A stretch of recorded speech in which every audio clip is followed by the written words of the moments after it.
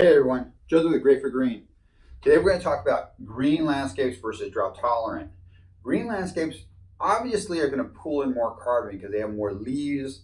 They're going to be able to pull that carbon in exchange for oxygen.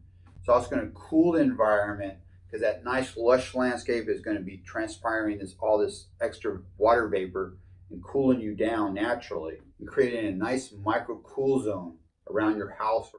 And when we cool down the environment, we're using less energy on our air conditioning units. Drought tolerant was a great idea during the drought period, but the drought tolerant is just a reduction of drinking water.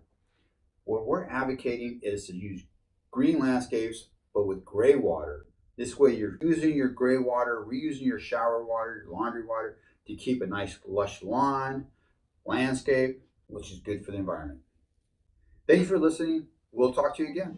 Click on the description below to find out where to buy the products. We also have links to instructions to how to build a Greywater system. Be sure to subscribe to our channel and like this video. We would also love to hear your questions and also share how you prevent climate change. Put those in the comment section as well.